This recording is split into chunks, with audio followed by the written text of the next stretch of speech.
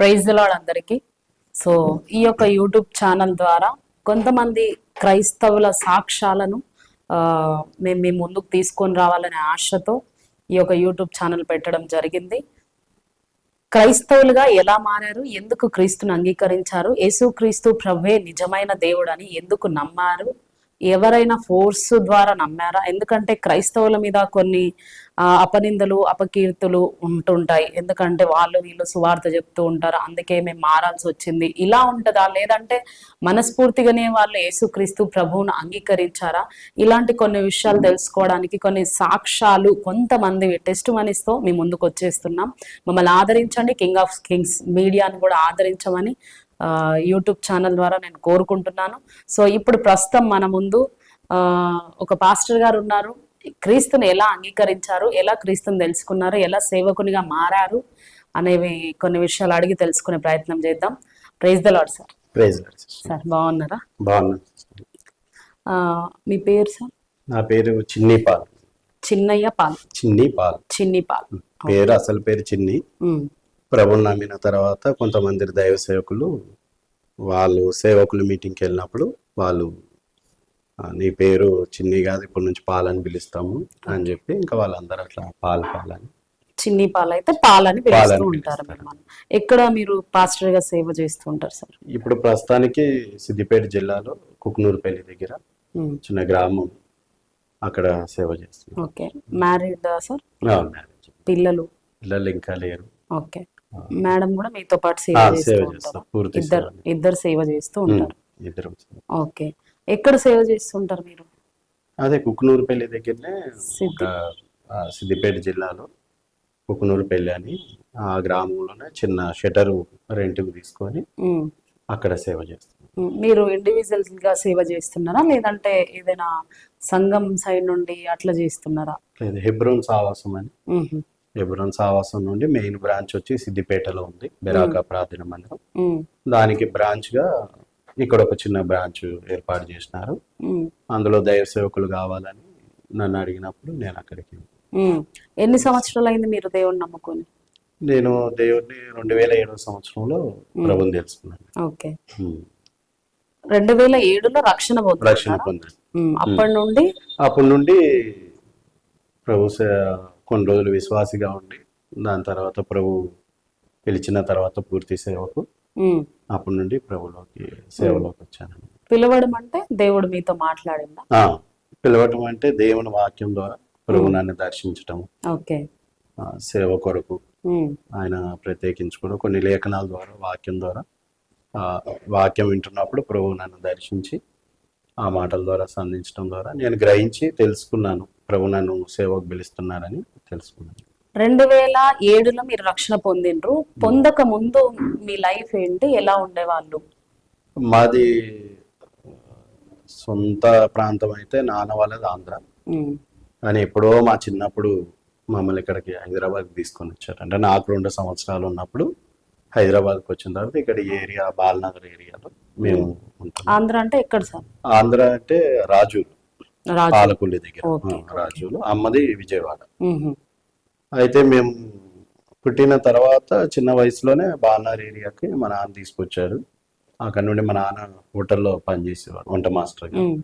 మమ్మల్ని ఇక్కడనే మా అక్క, నేను, మా అన్న, మా చెల్లెలు ఇద్దరు, ఓ తమ్ముడు, మేము ఇక్కడే 6 మంది. అయితే అమ్మ ప్రభుని తెలుసుకుంది, ఆమె విశ్వాసి. అప్పటికి హిందూసే అందరూ. మొట్టమొదట నాన్న హిందూనే కానీ అమ్మ క్రిస్టియన్, ఫస్ట్ నుంచి క్రిస్టియన్. ఓకే. అయితే మా నాన్నని సంబంధం చూసి మా అమ్మకి చేసినారు అనమాట. అట్లా నాన్న ఇప్పటి నుంచో ప్రభుని తెలుసుకోలేదు, ఆయన హిందూగానే ఉన్నాడు. అమ్మ మాత్రము 10th ఆ వయసులో ఉన్నప్పుడే, 10th చదువుతున్నప్పుడే ప్రభుని తెలుసుకొని ఆమె బాప్టిజం తీసుకుంది. అయినా నాన్న మ్యారేజ్ చేసినప్పుడు వాళ్ళు మరి ఏ రకంగా అనుకొని చేసినారో తెలియదు, కానీ ఈయనకు కూడా, మా నాన్న కూడా తల్లిదండ్రులు లేడని హోటల్లో పని చేసుకుంటూ ఉంటుంటే అక్కడ హోటల్ ఓనర్సే విజయవాడలో మా అమ్మని సంబంధం చూసి, మంచి అబ్బాయి అమ్మ, మా దగ్గరే ఎన్నో సంవత్సరాల నుంచి పనిచేస్తున్నాడు, నమ్మకంగా చేసుకుంటే బాగుంటుంది మీ అమ్మాయి, కానీ మా అమ్మమ్మ వాళ్ళతో మాట్లాడి అక్కడ మ్యారేజ్ చేశారు. మా అక్క, మా అన్న, నేను, మా చెల్లెలు, పెద్ద చెల్లెలు పుట్టేవారికి విజయవాడలో ఉన్నాం. అక్కడ నుండి హైదరాబాద్ తీసుకుని వచ్చారు. హైదరాబాద్ బాలనార్ ఏరియాలో ఉంటున్నారు ప్రెసెంట్. అక్కడ ఉన్నప్పుడు మేము చిన్నప్పటి నుంచి మామూలుగా అమ్మ ఒక్కతే ప్రార్థనకి వెళ్ళేది. అది కూడా మమ్మల్ని అందరినీ ఆమె అంటే చూసుకోవడానికి బాధ్యత ఉండి పెట్టడానికి, కానీ ఆమె కూడా ఎక్కువ ఏమి ప్రార్థనకి ఏమి వెళ్ళేది కాదు. అంటే అప్పుడు ఉన్న ఆమెకి వెళ్ళడానికి వీలు. మేము పుట్టి తర్వాత ఇంకా మాకు ఉండి పెట్టడము, మా నాన్నకి పని చేయటము, దానివల్ల ఆమె కూడా ఎక్కువగా ప్రార్థనకి ఏమి వెళ్ళలేదు. అంటే మామూలు వెళ్ళేది ఏదో సండే అట్లా. తర్వాత మమ్మల్ని ఏమి చిన్నప్పటి నుంచి కూడా మా అమ్మ ఈయన నిజమైన దేవుడు అట్లనే ఏం చెప్పలేదు. మేము కూడా మామూలుగా లోకల్ గా తిరుగుతూనే ఉన్నాం. మా నాన్న మాత్రం ప్రతి సంవత్సరం అయ్యప్ప మాల వేస్తాడు. వేస్తాడు. మేము కూడా ఇక చిన్నప్పటి నుంచి చిన్న చిన్న వినాయకులను పెట్టడం అని. మరి అలాంటి హిందూ కుటుంబం నుండి మీరు దేవుణ్ణి ఎట్లా నమ్ముకున్నారు, ఎలా తెలుసుకున్నారు అసలు క్రీస్తు గురించి? అయితే నాకు సొంతంగా ప్రభు గురించి తెలుసుకోవాలని ఆశ అనేది ఏం లేదు. నేను చిన్నప్పటి నుంచి మామూలుగా దోస్తులతో తిరగడము, తాగడము, సిగరెట్ అలవాటు ఉంది, మంద అలవాటు ఉంది. తర్వాత గొడవలు, బాలనార్ ఏరియాలోనే ఫ్రెండ్స్ గా మేము అందరం తిరగడము. తర్వాత పి జనార్దన్ రెడ్డి అని ఎమ్మెల్యే, ఆయన చనిపోయినాడు కదా, వాళ్ళ కొడుకు విష్ణువర్ధన్ అని రాజకీయాల్లో వాళ్ళతో కాంగ్రెస్ లో అట్లా తిరుగుతూ వచ్చినాము. తర్వాత లోకల్ గా దోశలెమ్మడి తిరగడము, సినిమాలకు వెళ్ళడము, అట్లా తాగడము ఇష్టానుసారంగా ఉండేది. చాలా భయంకరమైన జీవితమే నా సాక్ష్యము. నేను ఎప్పుడు కూడా నెమ్మది అనే నా జీవితంలో లేదు. తర్వాత ప్రభు గురించి కూడా ప్రత్యేకంగా నేను తెలుసుకోవాలని ఏం లేదు. అంటే నేను పూజల్లో విగ్రహారాధనలోనే ఉన్నాను కాబట్టి ఎక్కువగా వాటిలో నేను మా ఇంటికాడ బాలనార్లో సాయిబాబా గుడి ఉండేది. చిన్నప్పటి నుంచి అక్కడికి వెళ్ళేవాడిని. పంతులు కూడా ఏదైనా పని చెప్తే అక్కడ పని చేసేవాడిని. భజన కార్యక్రమంలో కూడా పాల్గొనేవాడిని. అంటే మాకు సత్యం ఏంటో తెలియదు కాబట్టి అదే సత్యం అనుకున్నాం కాబట్టి అందులోనే ఎక్కువగా జీవిస్తూ వచ్చాం. అది మాత్రమే దేవుడని అట్లా. అంటే ఇప్పుడు మీరు రక్షణ తీసుకున్నారు కాబట్టి ఇది సత్యం అనుకుంటున్నారు, తీసుకున్నారు కాబట్టి.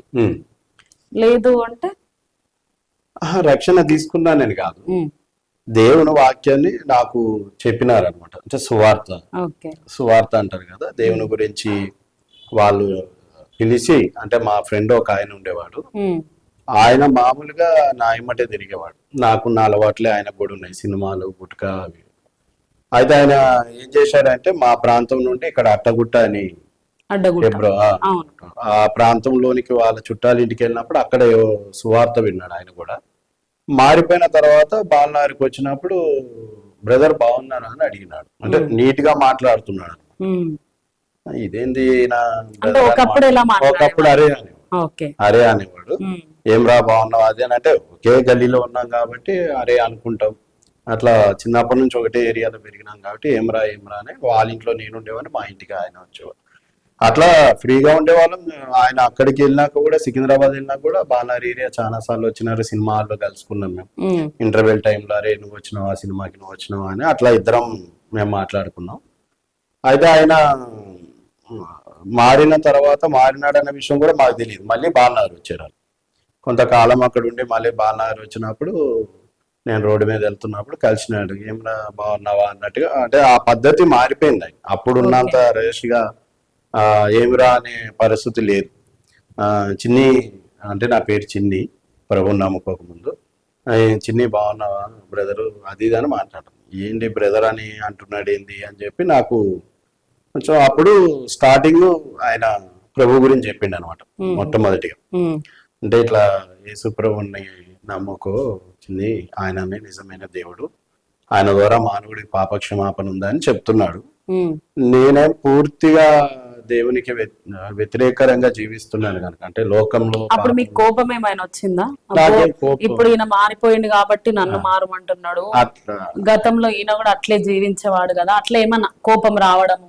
అట్లా కోపం ఏం లేదు సిస్టర్. అయితే నాకు కోపం కంటే అది చెప్పినప్పుడు నేను ఎక్కువగా సినిమాలు, లోకము, పాపంలో ఉన్నాను కాబట్టి దాని గురించి అంత పట్టించుకోవాలా అంటే నాకు ఆయన మాటలు కూడా అంత ఏమట చెప్తుంటారు కదా సరేలే అన్నట్టుగా నేను మామూలు లైట్ గా తీసుకున్నాను. ఎందుకంటే నేను పూర్తిగా అసలు దేవుడు ఇట్లా భక్తిగా ఉండాలి అట్లా ఏం లేదు. దోస్తులతో తినాలి, తిరగాలి, ఆ అట్లా ఆ ఎంజాయ్మెంట్ లోనే ఉండేవాడిని నేను. ఇంకా భక్తి విషయంలో ఏదో అందరూ చేస్తుంటారు కాబట్టి మేము కూడా ఏదో గురువారం వస్తే అట్లా గుడికి వెళ్ళడం అని, మా బస్తీలో ఆ ఏరియాలో ఉన్న యూత్ అందరం కలిసి ఏదో చందా పూజ చేసి వినాయకుడు, ఇంకా ఆ మైండే తప్ప ఈ విమర్శించడం కానీ ఆయన మీద కోపం కానీ నాకేం లేదు. కాబట్టి చెప్పినప్పుడు నేను అన్న సరేలేరా అనుకొని తప్పించుకొని వెళ్ళిపోయాను. అంటే మామూలుగా తర్వాత మళ్ళీ ఆయన నన్ను కలిసిండు అనమాట. కలిసి మళ్ళీ ఒకసారి చెప్పినాడు యేసు ప్రభు గురించి. చెప్తే నేను కూడా అప్పుడు కూడా నాకు ఇంట్రెస్ట్ లేక అంటే మా దోస్తులు రామని ఫోన్ చేసిన, పలానా దగ్గర ఉన్నాం రారా అంటే, నేను అర్జెంట్కి వెళ్తున్న ఆ సమయంలో ఈయన కలిసిండు. కలిసి చిన్ని నీతో మాట్లాడాలి అది అంటే మళ్ళా వీడు కలిసిండు, ఇంకా మళ్ళీ ఇదే చెప్తాడు అని చెప్పి సరే నాకు టైం అవుతుందిరా నేను వస్తాను రా అది అని చెప్పి మళ్ళీ తప్పించుకొని వెళ్ళా. మూడవసారి నన్ను కలిసినప్పుడు ఆయన ఏమన్నాడంటే, నేను అన్నా ఆయనతోటి ఏమన్నానంటే, మీరు ఊరికే చెప్పొద్దు నాకు, ఇంకా చెప్పినావు కదా ఎన్నిసార్లు చెప్తావు, ఒకసారి చెప్పినావు కదా మళ్ళీ ఎందుకు లేరా ఇవన్నీ అంటే, అట్లాగా వచ్చింది ఇంకా నేను ఎప్పుడు చెప్పను, ఇదొక్కసారి చెప్తాను ఏమనుకోవద్దు, ఇదొక్కసారి విను అని చెప్పేసి సరే అని అన్నాడు. నేను అన్నాను నువ్వు ఏం చెప్పినా ఇదొక్కసారి చెప్పు, ఊరికే నేను కలిసినప్పుడు అలా అదే విసికించొద్దు, ఊరికే అదే చెప్తున్నావు కదరా, ఇప్పుడు కలిసిన అదే చెప్తున్నావు కదా, నాకు కూడా ఏమి ఇంట్రెస్ట్, నేను వచ్చినప్పుడు వస్తాలే అని అన్న. లేదు ఒక్కసారి, ఇంకా నేను ఎప్పుడు నేనేమి విసికించను, కనిపించినప్పుడు నేనేం చెప్పను, ఇక్కడ ఒక అంకుల్ ఉన్నాడు అన్న దగ్గరికి నేను తీసుకెళ్తా నిన్ను, ఆయన చెప్తాను నీకు అని అన్నప్పుడు తీసుకొని వెళ్ళి ఇద్దరం కూర్చున్నాం, పరిచయం చేసినాడు. మీరేం చేస్తారు బ్రదర్ అని. ఆయన నన్ను అడిగినాడు ఏం చేస్తావు బాబు అంటే, నేను కంపెనీలో జాబ్ చేస్తాను. ఆయన పేరు డానియల్. అయితే సరే మామూలుగా ఫస్ట్ మంచి చెడు తెలుసుకున్నాడు అనమాట. నీ పేరేంటి, ఏం చేస్తావు అమ్మా అది ఇది అని అంటే, ఇట్లా జాబ్ చేస్తాను. ఎట్లా రూఫస్ ఎట్లా మీకు పరిచయం అంటే, చిన్నప్పటి నుంచి మేము ఒకే గల్లీలో ఉన్నాము, ఇద్దరం ఫ్రెండ్సే అని చెప్పిన అనమాట. చెప్పినప్పుడు సరే ఆయన నన్ను అడిగిన మాట ఏంటంటే, యేసు ప్రభు గురించి ఎప్పుడైనా విన్నావా అని అడిగింది. అంటే వినడం అంటే మా అమ్మ చిన్నప్పటి నుంచి వెళ్తుంది కాబట్టి కొంత అవగాహన, మా ఇంట్లో కొంచెం బైబిల్ ఉంది, మా అమ్మ ఏదో సిలువ ఫోటోలు ఏదో పెట్టుకుండే యేసు ప్రభు బొమ్మలు, అట్లా కొంతవరకు అది గ్రహింపు, అంతేగాని ఆమె కూడా ప్రత్యేకంగా నమ్ము అని ఏ రోజు ఆమె నన్ను బలవంతం చేయలేదు. అట్లా నేను ఏమన్నానంటే, వినడం అంటే ఇట్లా మా అమ్మ అయితే చర్చికి వెళ్తుంది అంకుల్, అంతే తెలుసు నాకు, ఇంకా ఏం తెలియదు అని. మరి నీకు ఎవరంటే ఇష్టము అంటే, నువ్వు ఏ దేవుణ్ణి మొక్కుతావు లేకపోతే ఏ దాన్ని ఇష్టపడతావు, ఏం చేస్తుంటావు అని అడిగినాడు. అప్పుడు నేనేమన్నానంటే, నేను అప్పుడు సాయిబాబా గుడికి బాగా వెళ్ళేవాడిని, ప్రతి గురువారం కూడా చాలా వెళ్ళి అక్కడ భజనలో అన్నిట్లో పాలు పొందేవాడిని. చెప్పినా కదా మా దోస్తులు అందరం కలిసి మేము కూడా మా గల్లీలో వినాయకుడిని పెట్టేవాళ్ళం. అప్పుడు ఉన్న విషయం చెప్పిన, నాకేం తెలియదు కదా, యథార్థంగా వాళ్ళు అడిగినప్పుడు అంకులు నేనైతే ఇట్లా గురువారం ఇట్లా గుడికి వెళ్తాను, తర్వాత మా ఫ్రెండ్స్ అందరం కలిసి మేము ఇట్లా చేస్తామని అడిగినప్పుడు ఆయన చెప్పినాడు, అయితే బ్రదరు నేను ఒక విషయం అడుగుతా, వాటి కళ్ళు ఉంటాయి కదా, మీరు ఇప్పుడు ఏదైతే మీరు ఆరాధిస్తున్నారో పూజిస్తున్నారో వాటి కళ్ళు ఉంటాయి కదా, మరి నేను ఎప్పుడన్నా చూశాడా అని అడిగినాడు. చూశాడా అని అంటే, ఎట్లా చూస్తాడు, ఇప్పుడు మామూలుగా విగ్రహమే కదా, మనమే తయారు చేస్తాం మానవులం కాబట్టి ఎట్లా చూస్తాడని నేను మామూలుగా మనసులో నవ్వుకుంటా మనసులో అనుకుంటున్నాను అనమాట. ఏంది నా ఇట్లాంటి ప్రశ్న వేస్తున్నాడు, అవి కళ్ళు ఉంటాయి కరెక్టే, చూస్తుందా, ఎవరు చూడరు కదా, బొమ్మ ఎట్లా చూస్తుందా అని అనుకొని, లేదంకులు చూడదు అని అన్నా. అప్పుడు ఆయన రెండో మాట, మరి నోరు ఉంటుంది కదా, ఎప్పుడైనా నీతో మాట్లాడిండా, చేతులు ఉంటాయి ఎప్పుడైనా ఊపాడా, కాళ్ళు ఉంటాయి కదా ఎప్పుడైనా నడిచిండా అని చెప్పి అడిగిండు అనమాట. అడిగితే నేను అన్నిటికీ అంటే, ఆయన అడిగిన దానికంటే చేయదు కాబట్టి చేయలేదని అంటాను కదా, ఇప్పుడు చూడదు కాబట్టి చూడడానికి మరి మాట్లాడుతుందా ఎప్పుడైనా ఆ విగ్రహం నీతో అని అంటే, లేదు మాట్లాడదు అని. కాళ్ళు ఉంటాయి కదా నడుస్తాడా, చేతులు ఉంటాయి ఊపుతారా అని అంటే, లేదంకులు చేయదు అని అన్న. అయితే ఇట్లా ఎందుకు అడుగుతున్నాడు అనేది నాకైతే మనసులో కొంచెం అంటే కొంచెం నవ్వుకుంటా అనమాట. ఏంది నా విగ్రహాలు ఎట్లా మాట్లాడితే అంకుల్ ఏంది ఇట్లా అడుగుతున్నాడు అని అనిపించింది. కానీ ఆయన ఒకటేసారి ఏమన్నాడంటే, మరి అన్ని ఏది అడిగినా చెయ్యదు, చూడదు, మాట్లాడదు, నడవదు అని చెప్తున్నావు కదా, మరి ఏది చేయనప్పుడు నీకెందుకు ఇష్టము అని అడిగినాడు. అంటే నువ్వు అంత భక్తి చేస్తున్నావు కదా, దేని కొరకు అని. అది నిజంగానే నా జీవితంలో నిజంగా చెప్పాలంటే చాలా విషయాలు ఉన్నాయి యేసుప్రభు గురించి చెప్పడానికి. కానీ ఒక్కొక్కరికి ఒక్కొక్క వాక్యం ద్వారా మాట్లాడతారు, ఒక్కొక్క సాక్ష్యం ద్వారా ఆ ప్రభు వాళ్ళని కదిలించారని చెప్తారు, లేకపోతే వాళ్ళ మాటకు సమాధానం దొరికిందని చెప్తారు కదా. అట్లానే నాకు ఎందుకు ఆ ఒక్క మాట కొంచెం ఆలోచింపజేసింది అనమాట నన్ను. నిజమే కదా, నేను చిన్నప్పటి నుంచి మామూలుగా మేము ఇంకోసారి చందా కూడా తక్కువ వచ్చినా మేము సొంత డబ్బులు వేసుకున్నాం. ఆ తర్వాత వడ్డీకి డబ్బులు తీసుకొని, అంటే విగ్రహాన్ని పెట్టినాక తీసేటప్పుడు చందా వచ్చినా సరిపోవు,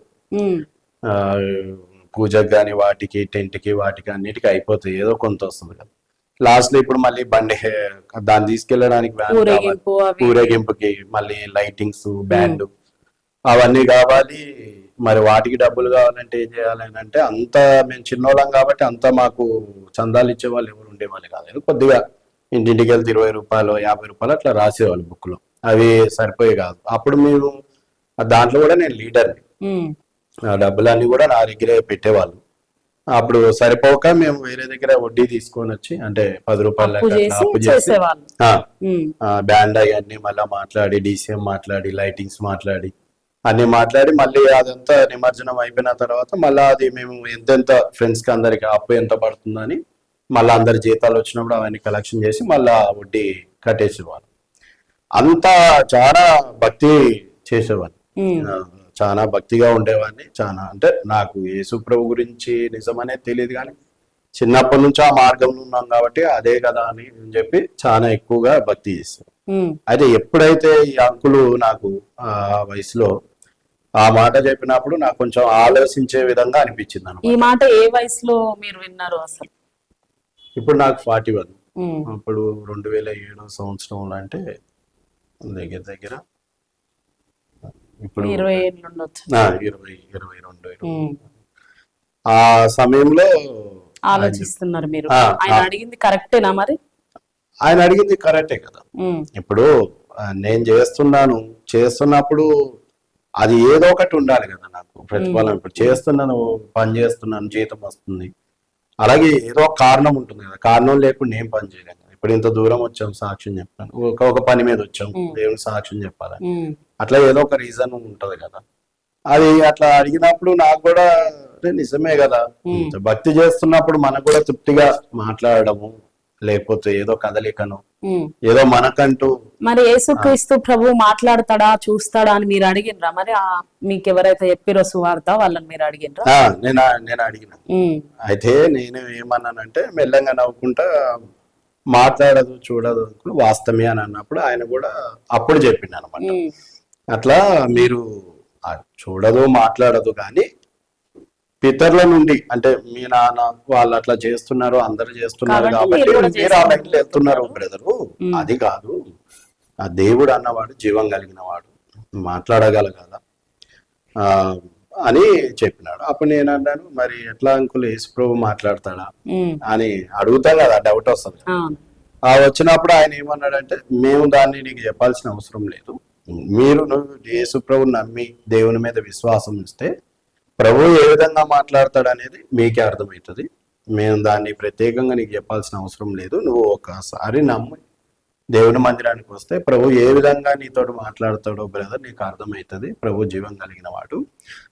అంటే ఆయన కూడా ఒకప్పుడు ప్రభుని తెలుసుకోలేదు, నన్ను కూడా ప్రభు దర్శించినాడు, సంధించినాడు. అలాగే మిమ్మల్ని కొంచెం కొన్ని విషయాలు చెప్పినారు అనమాట. నేను కూడా ఎట్లా ఉండేవాడిని, మా భార్యను కూడా కొట్టేవాడిని మందిరానికి వెళ్తే, అట్లా నాకు తెలియకుండా ఏడ్చుకుంటా ప్రార్థన చేయటం, ప్రభు నన్ను కూడా దర్శించడం జరిగింది. నేను కూడా అట్లా తెలుసుకున్నాను. బాబు నువ్వు కూడా తెలుసుకో, నిజమైన దేవుడు యేసుక్రీస్తు ప్రభు వారు, ఆయనే మానవుల కొరకు ప్రాణం పెట్టినాడు శిలువలో. ఎందుకంటే మనలో శరీరము, ప్రాణం, ఆత్మ ఉంది. ఈ శరీరం మట్టిలో కలిసిపోతుంది, ప్రాణం పోతుంది, కానీ మరి ఆత్మకు తీర్పు ఉంటుంది కదా, ఆత్మ చనిపోదు కదా. చనిపోయిన తర్వాత ఆత్మకు తీర్పు అనేది ఉంది. ఆ ఆత్మను మానవుడు జన్మపాపి కర్మపాపి గనక పాపం వలన వచ్చి జీతం మరణమని దేవుని వాక్యం చెప్తుంది. ఒక తప్పు చేసిన వ్యక్తిని శిక్ష ఏ విధంగా ఉంటుందో జైలు శిక్ష, అదేవిధంగా మానవుడు జన్మపాపి కర్మపాపి గనక పాపాన్ని బట్టి మానవుడికి ఏముందంటే నరకం ఉంది. ఆ నరకం నుండి తప్పించడానికి యేసు ప్రభు మనకి రావాల్సిన శిక్షను ఆయన మీద వేసుకున్నాడు. అంటే చక్కగా సువార్త చెప్పినాడు, కొన్ని లేఖనాలు చూపించి వాక్యాలు బైబిల్ ముందు పెట్టి ఇట్లా ఈ విధంగా అని ఆయన చెప్పినాడు అనమాట. అందు గురించి యేసు ప్రభు శిలువలో ఎందుకు మేకులు ఉంటాయి, తలకి ఎందుకు ముళ్ళ కిరీటం పెట్టుకున్నాడు, ఎందుకు పాదాలకు మేకులు కొట్టించుకున్నాడు అని అంటే ఆయన మనకు రావాల్సిన శిక్ష ఆయన మీద వేసుకున్నాడు. ఆయన ద్వారా మానవుని రక్షించడానికి మనకు రావాల్సిన శిక్ష అంతా కూడా ఆయన భరించాడు. ఇప్పుడు ఆయన ద్వారానే మనకి పాప క్షమాపణ రక్షణ ఉంటుంది. ఒకవేళ మనం ఆయన నమ్మకపోతే గనక ఒక పాపం నుండి చనిపోయినప్పుడు మనం దేవుని దగ్గరికి వెళ్ళలేము. దేవుడు అంటే పరిశుద్ధుడు, పాపం లేనివాడు. మానవుడు ఆయన చేరలేడు. మానవుడు ఆయన చేరాలంటే మానవుడు కూడా పరిశుద్ధుడిగా చేయబడాలి. కానీ ఎట్లా పరిశుద్ధుడిగా చేయబడతాము? మనము షాంపూ సబ్బులు ఇవన్నీ వాడితే శరీరం మీద మురికిపోతుంది, కానీ అంతరంగంలో ఉన్న పాపం పోదు.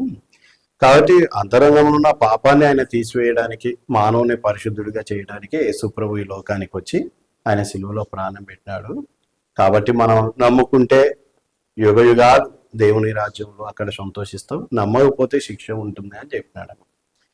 ఎప్పుడైతే ఈ మాటలు చెప్పినాడో ఆ మాటలు వింటున్నప్పుడు, అంటే దేవుని వాక్యంలో ఏమని ఉందంటే, నీతి గల నా నోటి మాటలు బయలుదేరి ఉన్నవి అవి వ్యర్థం కానివ్వవు అని.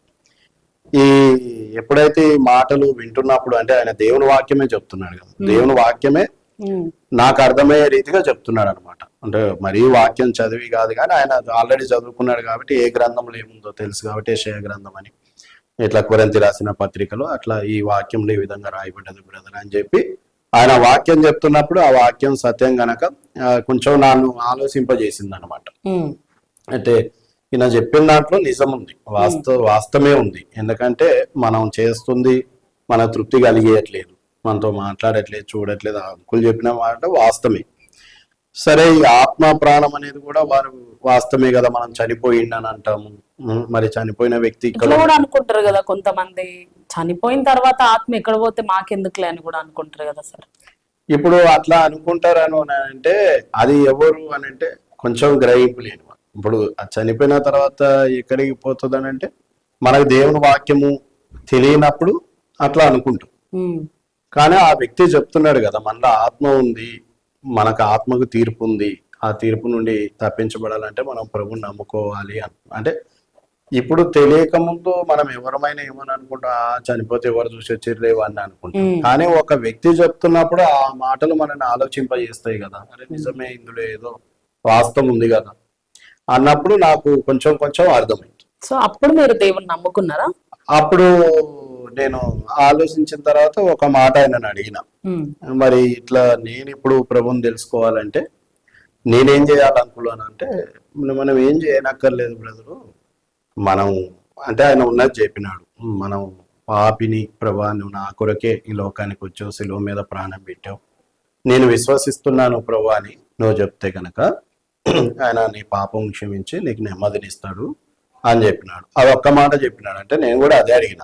సరే, ఆయన చెప్పిన సువార్త అంతట్లో కూడా కొన్ని విషయాలు నాకు అర్థమైంది. అర్థమైనప్పుడు నేను ఆలోచిస్తున్నా, ఆయనతో మాట్లాడుకుంటేనే ఆలోచిస్తున్నా, ఇందులో ఏదో సత్యం ఉంది, ఇందులో నిజమే మనం చేస్తున్న దాంట్లో ఏదో కొంచెం తేడా కనిపిస్తుంది అని చెప్పి ఆలోచించుకొని నేను ఆయనను అడిగిన అనమాట. మరి ఒకవేళ నేను ఇప్పుడు ప్రభువుని నమ్మాలంటే ఏం చేయాలంటే ఈ విధంగా చెప్పినాడు. అంటే నేను వెంటనే వెళ్ళి ఆ రోజే, అంటే మనకు అప్పటికి ప్రార్థన రాదు కదా, ప్రార్థన తెలియదు, ఎట్లా చేయాలో తెలియదు. కాకపోతే ఆ బ్రదర్ చెప్పినాడు, ఇట్లా మనం ప్రభు దగ్గర మన పాపాలు ఒప్పుకొని, ప్రభా నువ్వు నా కొరకే శిలువ మీద ప్రాణం పెట్టావు, నాకు తెలియదు, నీ లేఖనాలు విన్నాను, నాకు అర్థమైంది ప్రభా, నన్ను క్షమించిన ఆయన అని ఒక మాట నువ్వు విశ్వాసంతో అంటే ప్రభు నీకు హృదయంలో నెమ్మది, శాంతి, సమాధానము ఇస్తాడు బ్రదర్ అని అన్నాడు. అప్పుడు నేను ఇంటికి వెళ్ళినప్పుడు అప్పుడు మా అక్క వాళ్ళు, మా అమ్మ వాళ్ళందరూ కూడా ఏదో పని మీద సాయంకాలం టైంలో ఎవరు లేరు ఇంట్లో, బయటకి ఏటో కాయగూరగాయలు ఏదో తీసుకురావడానికి వెళ్ళినారు. నాకు మంచి అవకాశం, అంటే ఆ అంకుల్ చెప్పినాడు కదా ఇట్లా ప్రార్థన చేసుకోమని. అప్పుడు నేను తలుపులు వేసుకొని ప్రార్థన చేసుకున్నా. ప్రభా మరి నువ్వే నిజమైన దేవుడు అంట కదా, మరి మానవుల కొరకే వచ్చి శిలువ మీద ప్రాణం పెట్టినావంట కదా ప్రభా. మరి నేను ఇప్పుడే ఆ అంకుల్ చెప్తే విన్నాను ప్రభా. మరి నేను కూడా పాపిని, ఎన్నోసార్లు నేను అబద్ధమాడినా, బూతు మాటలు మాట్లాడినా, తాగాను, రకరకాలుగా నేను జీవిస్తూ వచ్చాను ప్రభా. మరి నన్ను క్షమించు నాయనా అని. అప్పుడు పెద్దగా నాకు ప్రార్థన అయితే ఏమీ రాదు, స్టార్టింగ్ అది అప్పుడే.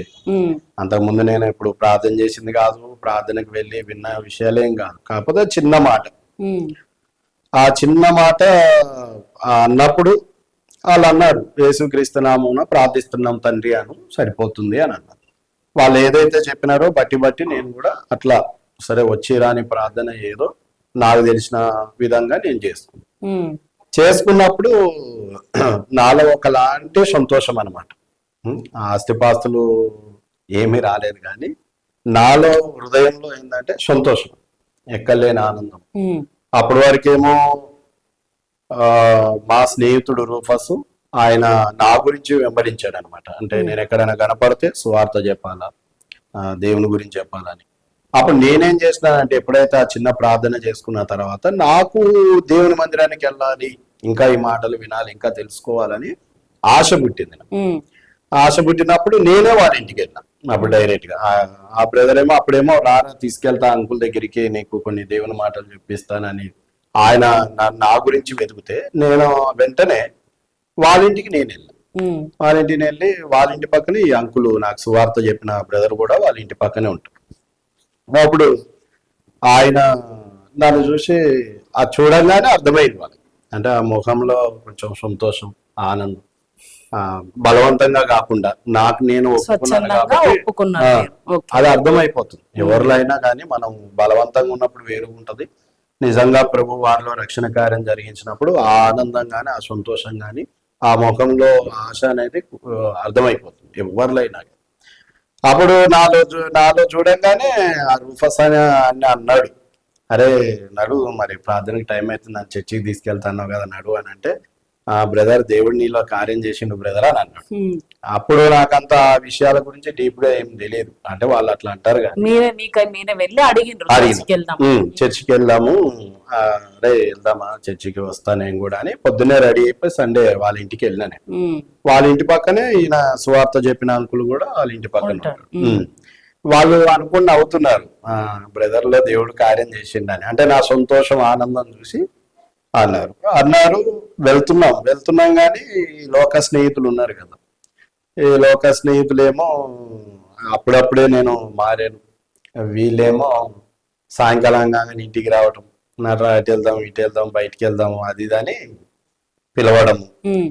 ఇక అప్పటికప్పుడికే నేను అంత ఎదగలేదు కదా దేవుళ్ళు, కొంచెం ఈ ఆశ కూడా ఉండేది. వీళ్ళని చూడంగానే ఫ్రెండ్స్ వచ్చారు కదా, మాట్లాడాలి, కూర్చోవాలి అది ఇది అని అట్లా ఉండేది. మళ్ళా ప్రార్థనకి వాక్యం విన్నప్పుడేమో అక్కడేమో ఇటు ఉండాలనిపించింది. అంటే వాక్యం బాగా చెప్పేవాళ్ళు, మనం దేవుని బిడ్డలం ఈ విధంగా ఉండాలా, పరిశుద్ధంగా ఉండాలా, ప్రభు ఏ విధంగా ఉన్నాడు, ఈ లోకంలో మనం కూడా ఆ విధంగా జీవించాలి అన్నప్పుడు ఆ మాటలు అర్థమయ్యాయి, చాలా అంటే బలపరిచేవి అనమాట. సరే వీళ్ళకి కూడా నేను చెప్పిన, అరే నేను రానులే దేవుని మందిరానికి వెళ్తున్నాను రా. నేనంటే అరే ఇప్పుడు మందిరానికి వెళ్ళటం ఏందిరా, బైబిల్ పట్టుకొని ఇప్పుడు చర్చికి వెళ్ళటం ఏంటి, యవ్వన కాలంలో మస్తు ఎంజాయ్ చేయాలా, ఇట్లుండాలా అట్లుండాలా, ఈ టైంలో నువ్వేందిరా అది అని చెప్పి అట్లా హేళన చేయటం, కొంచెం నవ్వటము, హేళన చేయటం. తర్వాత నేను పోయి చర్చిలో కూర్చుంటే బైబిల్ స్టడీ, సంఘ ప్రార్థన జరుగుతుంది ఆదివారం కాకుండా. మిగతా టైంలో పోయి నేను ప్రార్థనలో కూర్చుంటే మా ఫ్రెండ్స్ వచ్చి గేట్ దగ్గర ఆరన్ కొట్టడం, నన్ను పిలవడానికి బయటికి. ఆరన్ కొట్టి నేను రాకపోతే బండి దిగేసి వాళ్ళే డైరెక్ట్ గా వచ్చి నా పక్కన కూర్చున్న రోజులు కూడా ఉన్నాయి ప్రార్థనలు, అంకులు వాక్యం చెప్తుంటే. నాకేమో భయం అయ్యేది, అరే ఏంది వచ్చి కూర్చున్నాడు, అంకుల్ చూస్తే ఈయనేం కోపడతాడో నన్ను అని చెప్పి నేను భయపడతా ఉండేవాడు. ఇక వీడు పక్కన నుండి చేయబెట్టి నర్రా బయటికి నర్రా అనడం, నాకేమో అరే పోరా అని మెల్లంగా, మళ్ళీ అంకులు సీరియస్ అవుతాడని వాక్యం చెప్పి డిస్టర్బ్ చేయొద్దు అన్నట్టుగా అంకుల్ ముందే చాలా కోపంగా ఉంటాడు. నేనేమో పోరా అనడం, వీడేమో మెల్లంగా అరే బయటికి అందరు ఉన్నారు రారా అనడం, అట్లా పిలిచి వెళ్ళిపోయేవాళ్ళు. వెళ్ళిపోయిన తర్వాత సరే అని ఒక రోజు ఏం చేశారంటే హోలీ పండగ వస్తే దోస్తులందరూ ఇంటికి వచ్చినారు. ఇంటికి వస్తే మేము తలుపులు పెట్టుకొని ఉన్నాము, అంటే ఆ టైం వరకు బయటికి రాకూడదు, ఇంకా రంగులు పూసుకుంటారు కదా అని. ఆ టైంలో వాళ్ళు వచ్చి పిలుస్తున్నారు, అంటే 11 అయిపోయింది కదరా, మేము హోలీ ఆడట్లేదు, నువ్వు బయటికి రా, నీతో జస్ట్ మాట్లాడిపోదాం, ఇలా లీవ్ కదా, హోలీ పండుగ అందరికి సెలవులు కదా, అందరు కలవటానికి వచ్చినారు, నువ్వు బయటకు వస్తే మాట్లాడి వెళ్ళిపోతాం రా అని. అంటే మా చెల్లెలు ఉండి అన్నారు, అన్న హోలీ ఆడట్లేదు కదా అన్న, ఆ, మళ్ళా మీరు రంగు పూస్తారని అన్న రావడానికి ఇబ్బంది పడుతుందంటే, లేదమ్మా రంగు లేదు ఏం లేదు, చూడు కావాలంటే ఏం లేదు అది ఇది అనేసి అన్నారు.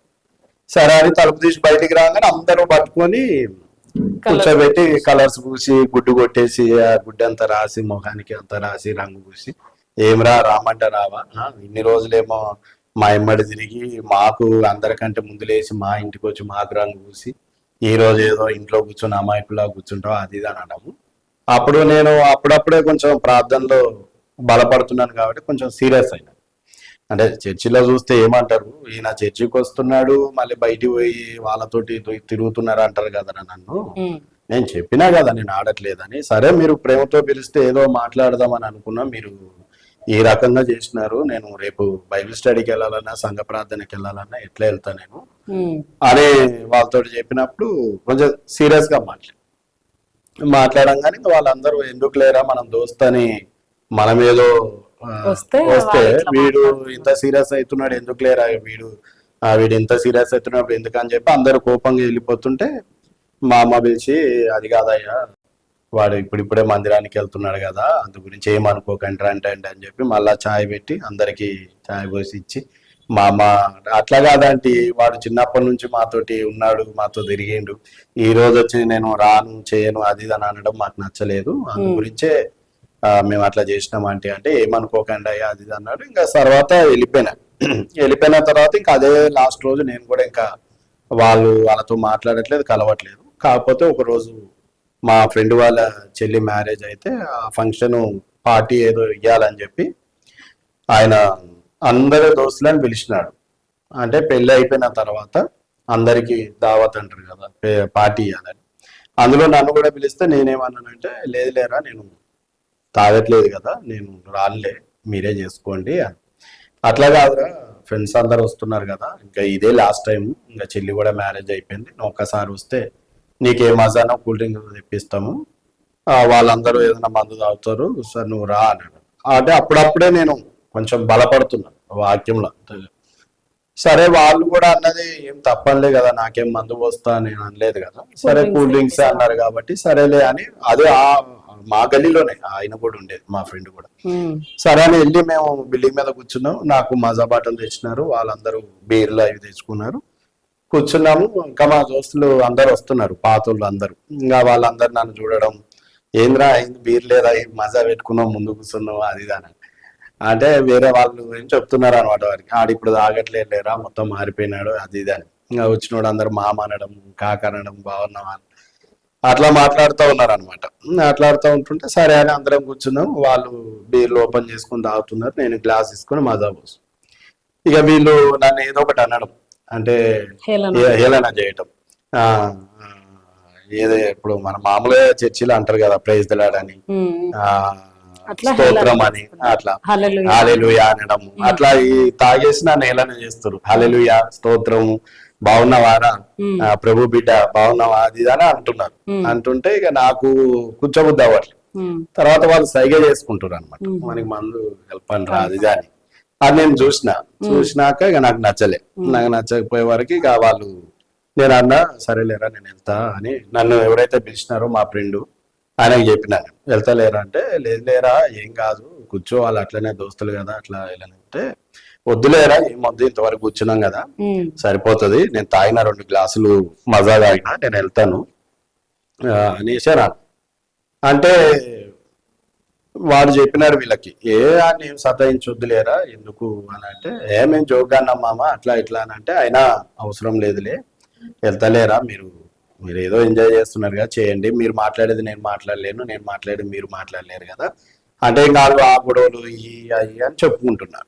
సరేలే ఇంకెందుకు అవన్నీ మనకని చెప్పి, నాకు కూడా ప్రభువుని నమ్మినాం కాబట్టి కొంత మనసులో దేవుని ఆత్మ ప్రేరేపణ ఉంది, ఇక్కడ ఉండడం ఇష్టం లేనట్టుగా అనిపిస్తుంది హృదయంలో. సరే అని మొత్తం మీద వెళ్ళినా కానీ ఆ రోజు నాకు ప్రార్థన చేసుకోవాలని రావట్లేదు. అంటే రోజు చేసుకున్నట్లుగా మంచిగా ప్రార్థన చేసుకుందాం అని కూర్చుంటే ఎక్కడో నేను తప్పు చేసినాను అనే భావం కొంచెం అనిపించి సరే అని బైబిల్ ఫ్రెండ్స్ తోటి కూర్చోవడం తప్పు అనే భావం ఎందుకు అనుకుంటున్నారు మీరు?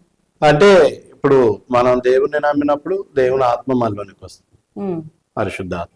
దేవుని ఆత్మ మనలోకి వచ్చినప్పుడు ఫ్రెండ్స్ తోటి ఉండొద్దని దేవుడు చెప్తారా? ఫ్రెండ్స్ తో ఉండొద్దని అంటే ఇప్పుడు చెడు చేయొద్దు అనేది దేవుడు పరిశుద్ధ ఓన్లీ క్రైస్తవులతోటే ఉండాలి అని ఏమన్నా ఉంటుందా సార్ అట్లా? క్రైస్తవులతో ఉండాలి అని అంటే ఇప్పుడు ఈ మార్గం వేరైపోయింది. ఓకే. ఇప్పుడు మన దేవుని వాక్యం ఏం చెప్తుంది అంటే చీకటి వెలుగుతో పొత్తు కుదరదు. ఇక్కడేమో పాపం, చెడుగా మాట్లాడడం, తాగడం, ఇవన్నీ. దేవుని మార్గం ఏంటంటే పరిశుద్ధ మార్గం. ఇప్పుడు దేవుని వాక్యం ఏం చెప్తుందని అంటే మన జీవితం పరిశుద్ధంగా ఉండాలి, సత్యంగా ఉండాలి, నమ్మకంగా జీవించాలి, పరిశుద్ధంగా ఉండాలి. నేను పరిశుద్ధుని కనుక మీరు కూడా పరిశుద్ధులై ఉండండి అని రాయబడి. అదే దానికి భిన్నంగా ఇది ఉంటది. అంటే లోకం అనేది వాళ్ళ మాటలు కానీ ఏదైనా సినిమా గురించో ఒక హీరోని గురించో మాట్లాడడం, తాగడం, లేదా వాని కొట్టాలి, లేదా పోయిన తిట్టాలి, ఏదో ఒకటి చెడ్డ మాటలు అవన్నీ ఉంటాయి కాబట్టి ఇంకా మీరు అక్కడ నుండి వచ్చేసి నాకు ఇక అది ఆటోమేటిక్ ఏంటంటే ఇప్పుడు మనం ఆత్మీయతంగా దేవునిలో ఎదుగుతున్నప్పుడు వాక్యం వింటున్నప్పుడు అంటే ఇది అర్థమైపోతుంది మనకి. మీరు ఈ తాగడం, సిగరెట్స్ బంద్ చేయడం ఎప్పుడు చేసిర్రు? అది అదే మూమెంట్ ఆ అంకుల్ మీకు ఎప్పుడైతే చెప్పారో కొద్దిగా బలపడ్డాను. బలపడి ఆ రోజు నుండి మీరు సిగరెట్ తాగడం అవన్నీ ఏం ముట్టుకోలేదు? ఇంకేం ముట్టుకోలేదు ఇప్పటి వరకు. ఇప్పుడు కూడా ఈ రోజు కూడా మా కంపెనీలో మామూలుగా నేను జాబ్ చేసేవాడిని చిన్నప్పటి నుంచి. అప్పుడు జీతం 10వ తారీఖు పడంగానే అందరినీ నేనే పురుకొల్పేవాడిని. అంటే ఇలా జీతం పడ్డది కదా పార్టీ చేసుకుందాం రండి అని పెద్ద అంకుల్ వాళ్ళ అయ్యే వాళ్ళని, నా వయసులో ఉన్న వాళ్ళని కూడా నేనే పురుకొల్పి, అన్న నెలంతా కష్టపడ్డాం కదా ఎందుకు వెళ్ళిపోతున్నారు అంటే మాకు సాయంకాలం 6 గంటలకు అట్లా శాలరీ ఇచ్చేవాళ్ళు అందరికి. డ్యూటీ అయిపోయింది. సరే అండి, ఎవరన్నా బండి వేసుకొని అట్లా సైకిల్ వేసుకొని ఇంటికి పోతుంటే వాళ్ళని పట్టుకొని ఎందుకు ఇంటికి వెళ్తున్నావు, జీతం పడ్డది కదా, మామూలుగా తాగేసి వైన్స్కి వెళ్ళేసి వెళ్దామని చెప్పి అందరినీ పురుకొల్పేవాళ్ళు. ఎప్పుడైతే నేను ప్రభువుని నమ్మటం ప్రారంభించినానో బలహీనునే అయితే నేను కూడా ఎప్పుడైనా తాగాలి అని లేదు. ఎప్పుడని మీరు ఎప్పుడైతే ప్రభువులోకి వచ్చారు, ప్రభువులోకి వచ్చిన తర్వాత మీకు ఎప్పుడు అనిపించలేదు మీ మనసుకి? మీకు ఏ రోజు కూడా నన్ను నేను ఎందుకు చంపుకోవాలి, నాకు ఈ అలవాటు ఉంది కదా నేను తాగాలి అని మీకు ఎప్పుడైనా లేదు? ఏ రోజు అట్లా మీకు అనిపించలేదు? మీరే స్వచ్ఛందంగా తాగొద్దు, ఇది మంచి అలవాటు కాదని మీరే అనుకున్నారు? నేను అయితే ఫస్ట్ వెంటనే ఇప్పుడు మనం దేవుళ్ళలోకి రాగానే ఆ బలహీనత అనేది పోదు ఎవరికి కూడా. కొంత మనకి ఆశ అనేది పుడుతుంటది. సరే మనం ప్రార్థన చేసుకున్నాను, ప్రభా నేను మారాలని ఆశ ఉంది అంటే మనం మందిరానికి వెళ్తున్నప్పుడు, చర్చికి వెళ్తున్నప్పుడు ఏంటంటే అక్కడ అందరినీ చూసినప్పుడు నాకు ఒక ఆశ ఏంటంటే వాళ్ళలాగా నేను కూడా ఉండాలి. అంటే అప్పటికి నేను అప్పుడప్పుడే మారుతున్నా. ఇంకా సినిమాలు, ఇంట్లో సినిమా పాటలు వినడం ఇవన్నీ ఉన్నాయి కదా. నేను ప్రభుని అడిగినా అనమాట, ప్రార్థన చేసి, ప్రభా నేను కూడా వాళ్ళలాగా మారాలి, ప్రభా నన్ను కూడా మార్చు అన్నాను. ప్రార్థన చేసినప్పుడు ఒక్కొక్క దాని మీద నాకు ఆశ పోతుంది. అంటే సినిమా పాటలు వినేవాడిని అంతకుముందు. ఏఆర్ రెహమాన్ మ్యూజిక్ అంటే, హిందీ పాటలు అంటే చాలా ఇష్టం. క్యాసెట్లు ఆఫ్ చేసిన, ఆ క్యాసెట్లు కూడా తీసుకెళ్లి కూడా నేను పడేసిన కొన్ని క్యాసెట్ ఇంట్లో. మా అన్న కూడా అదేంద్రా నువ్వు వినకపోతే మేము వింటాం కదా, అప్పుడు డెక్ ఉండేది స్పీకర్స్, డెక్ లో పాట.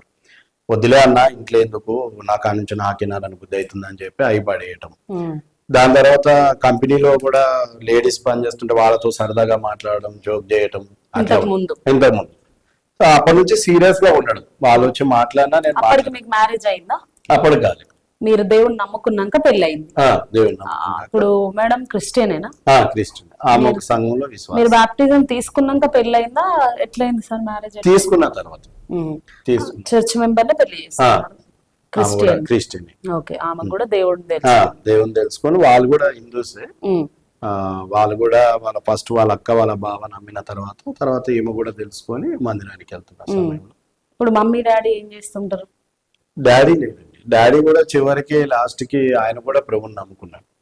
లాస్ట్ లో అంటే ఆయన కొంచెం అనారోగ్యం వచ్చినప్పుడు మా అమ్మను ప్రార్థన చేయమని అడిగినప్పుడు ఆమె ప్రార్థన చేస్తూ వచ్చింది. ఇంకొక ఆంటీ మా అమ్మ అమృతాంజనం అట్లా రాసి మంచం దగ్గర ప్రార్థన చేస్తే ఆయన కొంచెం ఉపశమనం రిలీఫ్ అయినప్పుడు అప్పటి నుంచి కొంచెం ఆయనలో విశ్వాసం కలిగింది. అంటే దీని వెనకాల ఎన్నో సంవత్సరాలు మా అమ్మ ప్రార్థన చేస్తుంది కదా, మా ఆయనను మార్చమని చర్చిలో పాస్టర్లకు చెప్పడం, వాళ్ళు కూడా ప్రార్థన చేయటం, ఆ ప్రార్థన అంతటిని బట్టి దేవుడి కృపను బట్టి మా నాన్నను కూడా ప్రభు మార్చినాడు. సో ఇది మంచి మార్గమే అనుకుంటున్నారా మీరు? ఇది మంచి మార్గం. కొంతమంది అనుకుంటారు, హైందవ సోదరులు గాని వాళ్ళు అనుకుంటారు క్రైస్తవులు అంటే మత మార్పిడి చేసే వాళ్ళు, హిందూ ధర్మాన్ని మారుస్తున్నారు వాళ్ళు అని ఇట్లా నెగిటివ్ అనేది ఉంటది. అది నెగిటివ్ అంటారా, పాజిటివ్ అంటారా? ఇప్పుడు ఏమంటారంటే, ఇప్పుడు ఒక చిన్న పిల్లోడికి 500 ఇస్తే ఆ విలువ తెలియదు. ఆ స్థాయికి పెరిగినప్పుడు మనం డబ్బులు ఇచ్చినప్పుడు వాళ్ళకి ఆ స్థాయి అనేది అర్థమవుతుంది. అంటే ఇది 500, ఇది ఈ విధంగా ఖర్చు పెట్టుకోవాలని. చిన్న పిల్లలకి ఇచ్చినప్పుడు దాన్ని ఏం చేస్తామంటే చింపేస్తారు. ఇప్పుడు మనం కొంచెము లోతుగా ఆలోచన చేస్తే ఇక్కడ ఎవరికి అంటే చాలా మంది హిందూస్ అంటారు, ఒకవేళ బలవంతంగా నువ్వు నమ్ముకోవాలి ఖచ్చితంగా అంటే అట్లా నమ్ముకోగలుగుతారా? అట్లా ఎవరు నమ్మరు. ఇప్పుడు ఎవరికి కూడా సువార్త అనేది, మేము కూడా ఈ రోజు సువార్త చేస్తాం. మా సంఘం నుండి కూడా హెబ్రోన్ సంఘస్థులు అనగానే ఎక్కువ సువార్త ప్రకటించే వాళ్ళే. అది చిన్న బైబుల్స్ ఉంటాయి, వాళ్ళు తీసుకొని ఎక్కువ సువార్త చేసేది అంటేనే హెబ్రోన్. మేము ప్రతి నెల సెకండ్ సాటర్డే వెళ్తాము. మళ్ళీ మాకు ఏదైనా హాలిడే వచ్చినప్పుడు మందిరాలలో బైబుల్ వాయించడము, దారులలో గ్రామానికి వెళ్తాం. ఇక్కడ ఏదైనా ఒక గ్రామానికి ఒక ఊరికో వెళ్తాం, మామూలుగా వెళ్తాం. ఇప్పుడు కూడా సిద్దిపేటలో చుట్టుపక్కల ఏరియాలో వెళ్తుంటాం. మమ్మల్ని తిడుతుంటారు, కొడుతుంటారు, బైబుల్ బ్యాగ్ ఇచ్చేస్తారు. మరి తిడుతూ కొడుతున్నప్పుడు మరి మీకు అనిపించలేదా, ఎందుకు మేము బైబుల్ ప్రకటించాలి, ఎందుకు బైబుల్స్ పంచాలి, మేము మందిరంలో కూర్చొని మా ప్రార్థనలు మేము చేసుకుంటూ ఉంటాం, వీళ్ళకి ఎందుకు ఇవ్వాలి బైబుల్స్, అట్లా ఎప్పుడైనా అనిపించిందా? అట్లా ఎప్పుడు అనిపించలేదు. అయితే దేవుడు ప్రభు మనకేం చెప్తున్నాడు అని అంటే, లోకంలో మీకు శ్రమ వస్తుందని చెప్పిన, ఖచ్చితంగా నా నామాన్ని బట్టి మిమ్మల్ని దేశిస్తారు అని. ఇప్పుడు శ్రమల గుండా మనం వెళ్ళకపోతే ఎవరికి కూడా సువార్త అనేది అందదు. మామూలుగా ఇప్పుడు నాకు చెప్పే వ్యక్తి ఫస్ట్ టైం చెప్పి వదిలేసి ఉంటే ఈ రోజు నాకు ఈ మార్గం తెలిసేది కాదు. కానీ ఆయన తిరిగి తిరిగి నన్ను వెంబడించి నేను విసుక్కున్నా, సొనుక్కున్నారా, ఎందుకు చెప్తున్నావురా అని అన్నప్పటికీ కూడా ఆయనకు అసలు అంత అవసరం లేదు, నాకు అంత బతిలాడి చెప్పాల్సిన అవసరం లేదు. అయినా కానీ ఆ రోజు ఆయన చెప్పడం ద్వారానే నిజంగా ఈ రోజు నాకు తాగడం కానీ, చెడు అలవాట్లు కానీ, ఏది ఇంకా అనేకమైన మనం కొన్ని చెప్పకూడని సిగరెట్లు, మందు, ఆడవాళ్ళతో సినిమాలకు తిరగడం, ఇట్లాంటివి అన్ని కూడా మరి ఈ రోజు నిజంగా దేవుడు నా జీవితాన్ని మార్చిందంటే ఆ బ్రదర్ నాకు ఆ స్వార్థ వల్లనే. ఇప్పుడు ఇందులో తప్పేముంది సిస్టర్, ఇప్పుడు బలవంతం చేయట్లేదు. ఇప్పుడు ఒక మార్గం చెప్తున్నారు, మంచి మార్గం చెప్తున్నారు. ఎప్పుడు మనకు ఎప్పుడు కోపం రావాలి, ఎప్పుడు మనకు కోపం రావాలా, కాలర్ పట్టుకొని నువ్వు వస్తావా రావా చర్చికి, ఎందుకు రావు అని బలవంతం చేస్తే నువ్వెవరు నా స్వతంత్రాన్ని నువ్వు బలవంతం కాదనాలి కానీ మనం అను. అయితే ఇది అట్లా మేము చెప్పట్లేదు. అయ్యా ప్రభు గురించి తెలుసుకోండి. ఇంకోటి ఏంటంటే డైరెక్ట్ గా నమ్ముకోండి అని ఎవరు చెప్పారు. మామూలుగా ప్రభు గురించి తెలుసుకోండి బ్రదరు, ఇదొక మార్గము, మన దీని ద్వారా మానవుడికి మోక్షం ఉంది, నిత్య నరకం నుండి తప్పించబడతామని. ఏ విగ్రహాలను కూడా ఎవరు దూషించరు, ఎవరు వాళ్ళ దేవుళ్ళు. మేము సువార్తకి వెళ్తాం కదా, ప్రేమతోనే వెళ్ళి చెప్తాం, అమ్మా ఇది కడపత్రిక అమ్మ, దేవుని వాక్యం ఉంటది, తీసుకొని చదవండి, బ్రదర్ చదవండి అని అంటాం. అంతేగాని మీరు ఇప్పటికిప్పుడే అవన్నీ మానేసి మా వెనకాల మాలాగా బ్యాగ్లు వేసుకొని వచ్చేయండి అని మేము చెప్పాం. ముందు తెలుసుకోవాలి కదా, తెలుసుకొని ఎట్లా వస్తుంది, మరి సత్యం ఏందనేది తెలుసుకోవాలి. ఫైనల్ గా సార్, ఎప్పుడైనా మీరు అనుకున్నారా అదే నేను క్రైస్తవ్యంలోకి ఎందుకు వచ్చినారా నాయన అనే పరిస్థితి ఎప్పుడైనా? ఎప్పుడు అనుకోలేదు. అనుకోవడానికి ఇది సరైన మార్గం కాకపోతే అనుకుంటాం, కానీ ఇది సరైన మార్గం కాబట్టి అనుకునే అవకాశం లేదు. ఎందుకంటే ఇందులో దేవుడు నాకు నెమ్మది, శాంతి, సమాధానం ఇచ్చినాడు. అన్నిటికంటే ఒక నిరీక్షణ, నేను ఈ లోకాన్ని ఏదో ఏ రోజైనా వదిలిపెట్టాల్సింది, ఎన్ని సంవత్సరాలైనా, కానీ ఒక రోజు ప్రభు దగ్గర ఉంటానే ఆ నిరీక్షణ ప్రభు నాకు ఇచ్చినాడు. కాబట్టి ఏ రోజు కూడా నేను ప్రభుని నమ్మినందుకు నేను ఎందుకు నమ్మినా అనిపించలేదు, కానీ నా సమయం ఇంకా వృధా చేసుకున్నా చెప్పాలంటే. అంటే ముందే నేను మా అమ్మ వాళ్ళు ఇంకా ముందే చెప్పుంటే ఇంకా నేను దేవుని సేవ చేస్తుండే, ఇంకా దేవుని కొరకు నమ్మకంగా లేదా కొన్ని ఆత్మలకైనా నేను సువార్త చెప్తుండే అని అట్లా అనిపిస్తుంది. కానీ ఏ రోజు కూడా నేను ప్రభుని ఎందుకు నమ్ముకున్నాను అనేది అనిపించలేదు. సో ఇప్పుడు ప్రెసిడెంట్ అయితే దేవుడు సేవ చేస్తున్నారు, ఉన్నంతలో మీరు హ్యాపీగా ఉన్నారు. అయితే ఒక చిన్న విషయం ఏంటంటే, అంటే సాక్ష్యంగా నేను ఏం చెప్తున్నానంటే, ఇప్పుడు హైందవులు బాధపడ్డానికి కూడా కొంతమంది ఏం చేస్తారంటే సిస్టరు, ఊరికే వాళ్ళ దేవతల గురించి దూషించడం, వాళ్ళ గురించి అసలు మనకు అవసరం లేదు. బైబిల్ అట్లా ఎక్కడ చెప్పట్లేదు. ప్రేమ అంటే ప్రభు ఏమంటాడు, సర్వలోకానికి వెళ్ళి సర్వ సృష్టికి, ఆయన ప్రేమల గురించి సువార్తను ప్రకటించండి, మన ప్రేమను మనం చెప్పాలి, ప్రకటించండి, వాళ్ళని నమ్మండి, నమ్మకం నమ్మకపోండి, మనకు సంబంధం లేదు. అయితే ఊరికే ఇదిగో కృష్ణుడు ఇట్లా, పార్వతి ఇట్లా, ఇవన్నీ మనకు అనవసరం. అవి చెప్పాలని బైబిల్ ఎక్కడ కూడా లేదు. ఆయన గురించి లేఖనాలు పౌలు వాళ్ళు కూడా ఏం చేసినారంటే పాత నిబంధన దేవుని వాక్యాన్ని ఎత్తి చెప్పినారు తప్ప ఇది అది అని చెప్పలేదు. ఇక వీళ్ళు ఏం చేస్తారు కొంతమంది అంటే తెలియకుండా వాళ్ళ విగ్రహాల గురించి మాట్లాడడం, లేకపోతే అట్లా చేయటం, వాళ్ళకు కూడా అది కోపం అనమాట. ఇట్లా మా గురించి ఎందుకు అన్నట్టుగా. కాబట్టి మేము ఇక్కడ హెబ్రోన్ సాహసం మేము కానీ ఇవ్వడం కూడా ఏం మాట్లాడం, మేము ప్రభు గురించే చెప్తాము. ఇంకోటి ఏంటంటే వాళ్ళు ఇట్లా వీళ్ళు ఇట్లా అని మేము అన్నాం. ఎందుకంటే తెలియనప్పుడు ఎవరైనా అంతే. నాకు తెలియనప్పుడు నేను కూడా మరి లోకంలో జీవించిన విగ్రహారాధన చేసిన పాప వాళ్ళకి తెలియదు. మనం ఏం చేయవచ్చు అంటే ప్రార్థన చేయాలి. మెయిన్ ఇంపార్టెంట్ ఏంటంటే ప్రార్థన. వాళ్ళ కౌంటర్లు ఇచ్చుకుంటా అంటే నేను కూడా ఎప్పుడైనా సెల్ చూస్తున్నప్పుడు కొంతమంది ఏం చేస్తారంటే ఆ హిందూ దేవతల మీద ఇదిగో చూడు వాళ్ళు ఇట్లా మాట్లాడినారు, వాళ్ళకి మనం కౌంటర్ గా ఇట్లా మాట్లాడాలని ఏదో అంటుంటారు. అవి మాకు నచ్చవు. నిజంగా వాస్తవంగా అది మనం చెయ్యొద్దు, ఎవ్వరు కూడా చేయొద్దు. ఎందుకంటే వాళ్ళకి తెలియదు. వాళ్ళ మనోనేతను వెలిగించడానికి మనం ప్రార్థన చేయాలి మోకరించి. ఈ మోకరించే ప్రార్థన మానేసి ఇప్పుడు యూట్యూబ్ ఛానల్ అందరూ కూడా చాలా మంది ఏం చేస్తున్నారంటే డిస్కషన్ ఎక్కువ చేస్తున్నారు. వాళ్ళు ఇట్లా వీళ్ళు ఇట్లా వాళ్ళ దేవుడు ఇట్లా, అది మనకు అనవసరం. ఏదైనా కానీ అది అనవసరం. మనం ఒకటే, మన పౌలు శీలలో ఎవరైనా గస్తూ వచ్చినాం. అంతేగాని ఎక్కడ కూడా వాళ్ళు గొడవలు చేసి లేకపోతే ఇంకో రకం ఇప్పుడు చిన్నదానికి పోలీస్ స్టేషన్కి వెళ్తారు, చిన్నదానికి ధర్నా చేస్తున్నారు. అవన్నీ మనం ప్రభుతో చెప్పుకోవాలి. దేవుని వాక్యం ఏం చెప్తుందంటే మనుషులను నమ్ముకుంటే కంటే యెహోవాను ఆశ్రయించడం మేలు అని, శ్రమ దినమున యెహోవాను ఆశ్రయించాలని ఉంది. మేము కలిగిన బాధను ఆయన సన్నిధిలో తెలియజెప్పుకోవాలని దావీదు అంటాడు. మనము వాళ్ళ వీళ్ళని కాదు కదా ఆశ్రయించడానికి, దేవుని కంటే గొప్పవారు ఎవరు కూడా ఈ లోకంలో లేరు. కాబట్టి మనకి ఏ సమస్యకైనా పరిష్కారం ఏంటంటే ప్రార్థన. మనం పాత సేవకులను చూస్తే భక్సింగ్ గారిని కానీ ఈసన్న గారిని వాళ్ళు చూస్తే వాళ్ళు ప్రార్థనే చేసినారు కానీ ఈ మాటలు మాట్లాడలేదు అంటే వాళ్ళకి రిటర్న్ గా. ఇప్పుడు వచ్చే తరం అంతా ఏంటంటే ఎంతసేపు చూసినా రాజకీయాల్లోకి లాగటం దేవుణ్ణి, లేకపోతే వాళ్ళని ఏదో అంటాం మేము కౌంటర్ ఇచ్చినామని చెప్పుకోవటం, ఇవన్నీ కరెక్ట్ గా. దీని వల్ల కూడా కొంచెం వాళ్ళకి ఇంకా ఎక్కువ నెగిటివ్ ఎక్కువ కోపం పుట్టించేటట్టు అవుతుంది. మనకు అనవసరం. సరే ప్రేమతో చెప్పినాం, వాళ్ళకు దెబ్బ కొట్టారు అంటే తెలియదు అనుకోవాలి. తెలియనప్పుడు ఎవరైనా చేస్తే, ఇప్పుడు నేను కూడా నా ప్రభువుని తెలియనప్పుడు మా అమ్మను కూడా నేను చాలా సార్లు విమర్శించిన. ఇప్పుడు నేను సాక్ష్యంలో చెప్పలేదు కానీ నాకు తెలియనప్పుడు మా అమ్మ ఎప్పటి నుంచో నమ్ముకుంది కదా, ఆమె ప్రార్థన చేసుకుంటే కూడా నేను ఇంట్లో సినిమా పాటలు పెట్టేవాడిని. కొంచెం తగ్గిరా అంటే కూడా నేను చేసుకుంటే నువ్వు చర్చికి పోయి చేసుకోపో అనేవాడిని. మరి అప్పుడు నాకు తెలియదు కాబట్టి నేను చేసిన. అట్లానే మా అమ్మ నన్ను తిట్టలే కదా, నా కొరకు ఏడ్చి ప్రార్థన చేసి.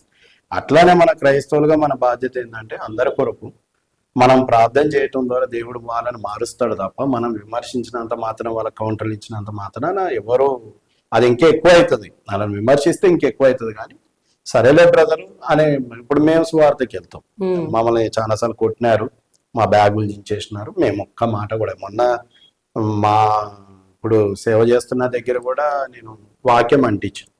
అంటే కిరాయికి షట్టర్ తీసుకొని వాక్యం పెట్టాం, అంటే అందరికి తెలియాలి మందిరం. వీళ్ళు వచ్చి ఆర్ఎస్ఎస్ వాళ్ళు వీళ్ళందరూ వచ్చి నువ్వు అట్లా ఇట్లా పెడతావు వాక్యం అని పోలీస్ కంప్లైంట్ ఇచ్చి తీపించింది. నేను ఏమనలేను అస్సలు ఒక్క మాట కూడా. బ్రదర్ మరి మీ ఇంటికి జెండాలు పెట్టుకుంటారు కదా, జై శ్రీరామ్ అని రాసుకుంటాం, మేమేమైనా అంటున్నామా అని కూడా అనలేదు. ఎస్ఐని ఒక మాట అడిగిన, ఇప్పుడు అది ఉంటే ఏమైంది సార్, దానివల్ల మేము ఏముంది చిన్న వాక్యమే కదా, వద్దయ్యా తీసేసేయి, వాళ్ళు కంప్లైంట్ ఇచ్చినారు తీసేయి అన్నారు.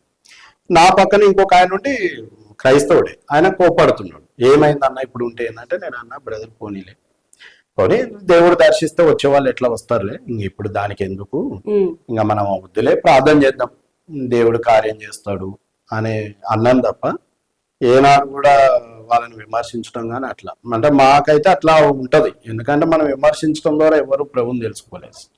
మనం ప్రార్థన చేయాలి, అవసరమైతే ఉపవాసం ఉండి ప్రార్థన చేయాలా, సంఘంగా ప్రార్థన చేయాలా. అందరిలో కార్యం జరిగించే వాళ్ళు వాళ్ళే. ఇప్పుడు అపోస్తులు పౌలు శీలలు కూడా జైల్లో అన్ని కొట్టి అని దెబ్బలు కొట్టి చెరసాల్లో వేసినప్పుడు వాళ్ళు ప్రార్థన చేస్తేనే అక్కడ ఉన్న వాళ్ళందరూ రక్షణ పొందారు, జైలు అధికారి కూడా రక్షణ ఉన్నారు. వాళ్ళు ఏమి కంప్లైంట్ చేయలేదు కదా. ప్రార్థన ఇంపార్టెంట్. అది మనం ఏదైనా వాళ్ళు కొడతారు తిడతారు, మనం రిటర్న్ ఏమనడానికి లేదు దేవుని బిడ్డలంగా. అట్లా అనుకుంటే యేసు ప్రభునే ముఖం మీద ఉమ్మేసి పిడిగుద్దులు గుద్ది చేస్తారు. మరి ఆయన గొప్పవాడు కదా, ఆకాశాన్ని ఆయన ఒక్క మాట అంటేనే అందరు చనిపోతారు కదా. మరి మరి ఆయన ఎందుకు సహించినాడు అని అంటే ఇది రక్షణ మార్గం. ప్రభు చెప్పినారు ఇరుకు మార్గం, నా నామాన్ని బట్టి మిమ్మల్ని దేశిస్తారు, హింసిస్తారు, మీ మీద చెడ్డ మాటలు పలుకుతారు అని ప్రభు ఎప్పుడో చెప్పినాడు. అది దాన్ని మనం ఖచ్చితంగా వెళ్ళాల్సిందే ఆ మార్గంలో. అందు గురించి ఇది ఇరుకు మార్గం, సిలువను ఎత్తుకొని నన్ను వెంబడించాలని. ఇప్పుడు మేము ఎన్నోసార్లు వాళ్ళు ఇలా అంటారు, ఏదైనా ప్రార్థన పెట్టుకుంటూ వచ్చి అల్లరి చేస్తుంటారు, సరే కొన్నిసార్లు ఏలన చేస్తుంటారు, రకరకాల అరే మీకు ఇంటికాడ ఉద్యోగాలు చేసుకొని బతకొచ్చు కదరా, వాళ్ళు అమెరికా ఇచ్చే సొమ్ము దీని మా దగ్గరికి వస్తువా, ఈ ఇంటింటికి ఏందిరా మీకు సిగ్గులేవా, అవి ఇవి అని అంటారు. మాతో సిస్టర్స్ కూడా వస్తారు సువార్త ప్రకటించడం, వాళ్ళని కూడా మీరు బొట్టు పెట్టుకోరు, మీరు ముండలు అది ఇది అని వాళ్ళని కూడా తిడతారు. అయినా మేము ఏమను వస్తాము, వచ్చిన తర్వాత మళ్ళా సంఘంగా అందరం ప్రార్థన చేస్తాం. ప్రభా ఈ రోజు పలానా గ్రామానికి వెళ్ళాం, అక్కడ కొంతమంది బ్రదర్స్ వ్యతిరేకించినారు ప్రభా, వ్యతిరేకించిన వాళ్ళతో నువ్వు మాట్లాడు, నువ్వు దర్శించిన ఆయన అని చెప్పి ప్రార్థన చేస్తాం. కానీ లేదా మమ్మల్ని ఇట్లా అన్నారు, మనం పోయి వాళ్ళు మా బైబిల్ బ్యాగులు చించేసిరు, లేకపోతే మమ్మల్ని కొట్టిరు, మేము పోయి కంప్లైంట్ ఇద్దామని ఏనాడు మేము చేయలేదు. ఏనాడు కూడా ఎప్పుడు కూడా చేయలేదు. ఏనాడు ఇప్పుడే కాదు, మా ఆలోచన అయితే అట్లా, నా వ్యక్తిగతంగా కూడా నేను అంతే. ఎప్పుడైనా మేమైనా సేవకులం, తోటి సేవకులైనా మేము ఎప్పుడు అట్లనే చేస్తాం. కానీ ఎవరిని విమర్శించడానికి లేదు. అంటే దేవుని వాక్య ప్రకారం, రాజకీయ ప్రకారం పోలీస్ స్టేషన్కి వెళ్ళొచ్చు, నలుగురిని తీసుకెళ్ళి చేయడం అది కానీ మనం కూడా అడవులు చేయొచ్చు. కానీ దేవుని వాస్తవంగా అయితే గనక, దేవుని వాక్య ప్రకారంగా అయితే మనం ఎవరిని విమర్శించడానికి లేదు, ఎవరిని కూడా ఏమనడానికి. ఒకటే మన జీవితంలో ఒకటే అనుకోవాలి, ఏంటంటే వాళ్ళకి తెలియనప్పుడు ఎవరైనా అంటారు. మనకు తెలియనప్పుడు ఇప్పుడు ఒక్కొక్కరు సాక్ష్యాలు చెప్తే తెలియనప్పుడు మర్డర్లు చేసిన వాళ్ళు ఉన్నారు, మానభంగాలు చేసిన వాళ్ళు, తెలిసిన తర్వాత వాళ్ళు చేయట్లేదు కదా. వాళ్ళకు కూడా తెలియాలి, వాళ్ళ మనోనేతనం కూడా వెలిగించబడాలా, ప్రభు వాళ్ళు కార్యం చేసి జరిగేటట్లుగా మనం కూడా దేవుని బిడ్డలంగా ఉపవాసం ఉండో, వ్యక్తిగతంగా బాగా ప్రార్థన చేయటం ద్వారా దేవుడు ఏదో ఒక వాక్యం ద్వారానో కళ ద్వారానో ఏదో ఒక రకంగా వాళ్ళకి అనారోగ్యం రావటము, ఆ సందర్భంలో ఎవరు వచ్చి ప్రార్థన చేయటము, వాళ్ళకి విశ్వాసం కలగటము, అట్లాంటి ప్రభు ఏదో ఒక రకంగా దర్శిస్తారు. అట్లా మనం విశ్వాసంతో చెయ్యాలి. కానీ మనం విమర్శించి కానీ మన 10 మందిని లక్షిద్దామని ఈ మధ్యన బైబిల్ జ్ఞానం కూడా ఎక్కువ అయిపోయింది.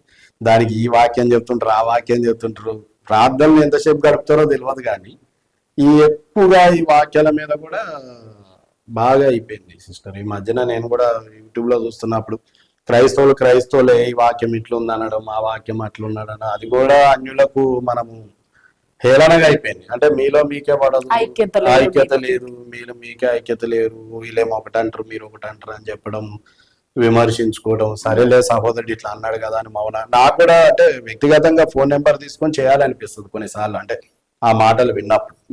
ఎందుకు బ్రదర్ ఇవన్నీ అనవసరంగా, మీరు ఏ సతీష్ కుమార్ ఇట్లా అంటారు, వాళ్ళు ఇట్లా, మీ సేవ మీరు చేయొచ్చు కదా, ఒకరి గురించి మనకి ఎందుకు అని అనిపిస్తుంది. కానీ ఈ ఎద్దులే మనం ఎందుకు మళ్ళా అనలేకపోతే మళ్ళా మనల్ని ఎందుకులే మనం ప్రార్థన చేయాలన్నట్టుగా, అంటే ఎవరైనా సహోదరులతో పంచుకుంటాం కూర్చున్నప్పుడు, ఎందుకన్నా వీళ్ళు ఇట్లా చేస్తారు, ప్రార్థన చేస్తే సరిపోతుంది కదా. ఒక ఆయన అంటాడు సతీష్ కుమార్ ఇన్ని కోట్లు సంపాదిస్తున్నాడు అని, అవన్నీ అసలు మనకు అనవసరం కాదు సిస్టర్. మనం ప్రార్థన చేయాలి తప్ప వీటి గురించి మా అవగాహన అయితే అది. మేము తెలుసుకున్నప్పటి నుంచి కూడా, ఇప్పుడు ఇన్ని సంవత్సరాల నుంచి కూడా మేము చేసేది ఎప్పుడైనా అంతే. సువార్తకి ఎక్కడికి వెళ్ళినా, ఎవరేమన్నా, ఎవరు విమర్శించినా, మా పక్కన వాళ్ళు ఎవరేమన్నా మేము ప్రార్థనే చేస్తాం తప్ప వాళ్ళని ఎప్పుడు ఏమన్నా, వాళ్ళని మళ్ళా కక్ష పెట్టుకోవడం, వాళ్ళకి చెడు జరగాలనడం అట్లా ఏముండదు. అలా మామూలుగానే మాట్లాడుతాం, మామూలుగానే ఉంటాం. సో చూసాం కదా చిన్ని పాల్ గారి సాక్ష్యం. మళ్ళీ ఇంకో ఎపిసోడ్లో ఇంకొకరి సాక్ష్యంతో మీ ముందుకు వచ్చేస్తాం. అంతవరకు చూస్తూనే ఉండండి కింగ్ ఆఫ్ కింగ్స్.